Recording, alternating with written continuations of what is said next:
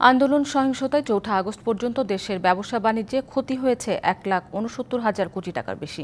প্রাথমিক এই হিসাব ব্যবসায়ীদের শীর্ষ সংগঠন এফবিসিসিআই এর, তবে তা প্রতিনিয়তই বাড়ছে।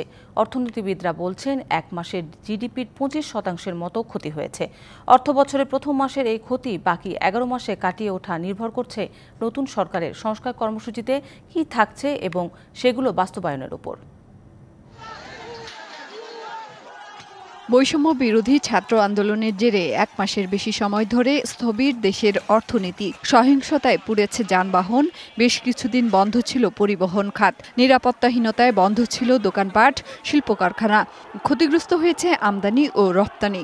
ব্যবসা প্রতিষ্ঠান খোলা হলেও এখনো নিরাপত্তাহীনতার মধ্যে দিয়ে সময় পার করছেন ব্যবসায়ীরা। না, কোনো কাস্টমার নেই, আপনারা দেখতে পাচ্ছেন মার্কেটে কোনো লোকই নেই। অপেক্ষা আছে পরিস্থিতি ঠিক হওয়ার জন্য। পরিস্থিতি ঠিক হলে আশা করি ইনশাল্লাহ আবার বাজার ঘুরে দাঁড়াবে। প্রতিষ্ঠান খুলতে পারতেছি, তবে একটু নিরাপত্তা নিয়ে উদ্বিগ্ন আছি। ব্যবসায়ীদের শীর্ষ সংগঠন এফবিসিসিআই এর কাছে 10টি ব্যবসায়ী চেম্বার ও 29টি অ্যাসোসিয়েশনের পক্ষ থেকে ক্ষয়ক্ষতির একটি তালিকা দেয়া হয়েছে। তাতে ৪ আগস্ট পর্যন্ত ১,৬৯,০০০ কোটি টাকার বেশি ক্ষতির হিসাব এসেছে। বাংলাদেশের ব্যবসায়ীরা কিন্তু যে কোনো সময় যে কোনো চ্যালেঞ্জকে কিন্তু মোকাবেলা করতে প্রস্তুত।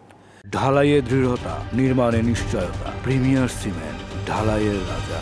এবং সেটা করেও তাকে এফবিসি থেকে একটা হটলাইন চালু করে দিয়েছি, যাতে এই হটলাইনের মাধ্যমে আরও কী পরিমাণ আমাদের ব্যবসায়ীরা, ইন্ডাস্ট্রিয়ালিস্টরা ক্ষতিগ্রস্ত হয়েছে সেগুলি যাতে আমরা পাই। সিপিডির সম্মাননীয় ফেলো বলছেন, এই ক্ষতি এক মাসের জিডিপির 25% মতো, তবে তা কাটিয়ে ওঠা সম্ভব। যদি আমরা আমাদের সুশাসনের ক্ষেত্রে সাশ্রয়ীভাবে আমাদের উৎপাদন বন্টন ব্যবস্থা, আমাদের বিভিন্ন বিনিয়োগ কার্যক্রম, এগুলো যদি আমরা করতে পারি সংস্কার কর্মসূচি গ্রহণ করে, তাহলে সেটারও কিন্তু একটা ইতিবাচক একটা ফল আমরা সামনের দিকে দেখব। যে ক্ষতিটা হলো সেটাও কাটিয়ে ওঠার দিকে আমাদেরকে সহায়তা করবে। দেশের বৈদেশিক বাণিজ্যের উপর ক্রমাগত চাপ ও রক্তক্ষয়ী সংঘাতের কারণে গত মাসের শেষে বাংলাদেশের রেটিং কমিয়ে দেয় যুক্তরাষ্ট্রভিত্তিক credit rating agency S&P global. অনিশ্চয়তার কারণে এলসি খোলাও অর্ধেকে নেমে গেছে।